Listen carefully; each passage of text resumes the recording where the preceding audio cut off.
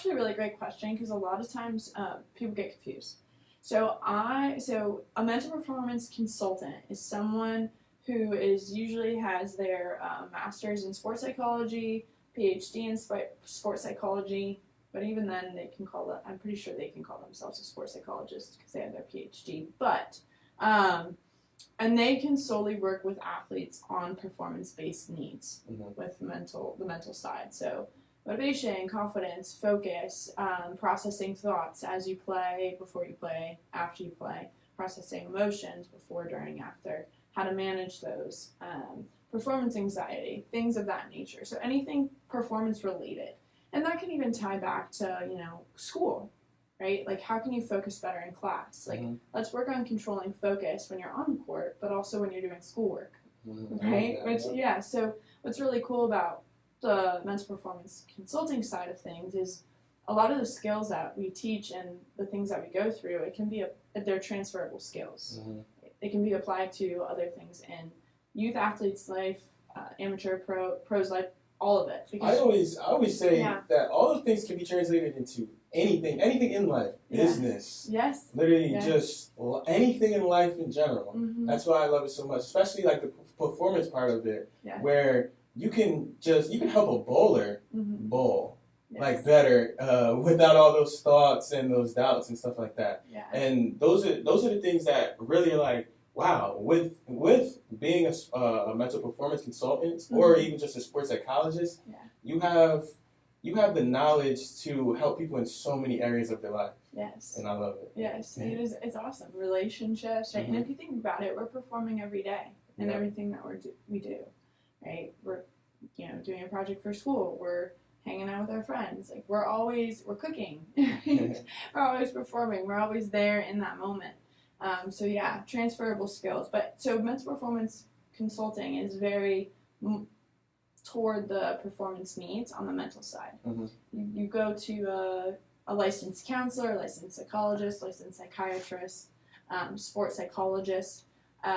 That is someone that can help you with and go further with the mental side. So if you're having some mental issues, mental health needs, right? That's someone that you'd go to, and they'd help you dive deeper into those things and help you with that. And so that is so important as well, right? And I like to tell, like, whether it's a mental performance coach or a licensed counselor, and you are an athlete still, like, both of those are so important. So important, because it's like working out your body. Exactly. It's like going to the dentist. Yes. Like, we do so many things to keep ourselves healthy, bodies healthy, and we're so open to doing that. But at the end of the day, it's mind and body. Exactly. Right? And so, really, it's just to help overall being. Right? And continuing to perform at the way that we want to, continue to find that fulfillment in life.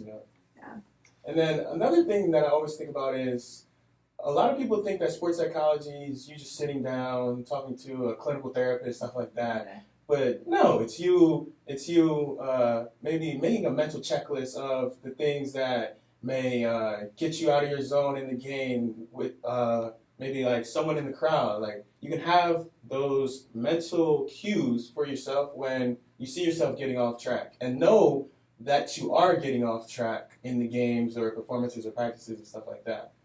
Right. And I like that point too, because, like you said, it's not, we're just going to sit down and talk about all your feelings. Like, okay, let's do it. Like, sit down on my couch, lay down, It's like, no, we don't do that. It's actually really cool once I get athletes to come into the office and we start going through things, and they start to learn more and start to recognize things more, and they're like, whoa, wait a minute. Then they start to enjoy it. Yes, and they see the benefit of it. Because, like you said, it's not just we sit down and, again, go deep into feelings and thoughts. And sometimes that does happen, but it's more so like, hey, how can we learn skills, like skills that you do in the sport in order to play, for you to play better, right? And these skills can be, obviously, you can't see them, right? It's not like kicking a ball or shooting a ball or dribbling, whatever. But it is things that you can use and get better at to then play better, right? Like, how often are we thinking about what coach is thinking at when we're playing? Mm-hmm. How often are we worried about playing time or making lineup, right? Or like you said, someone in the stands that's really bothering us. Mm-hmm. And so being able to weed those things out and process through the thoughts or the worries that you're having or the emotions that you're feeling, having a better relationship with your teammates and your coaches, that's so important. Yeah. That's so important. And how often do you do that? Right? How Exactly. often are you working on that? So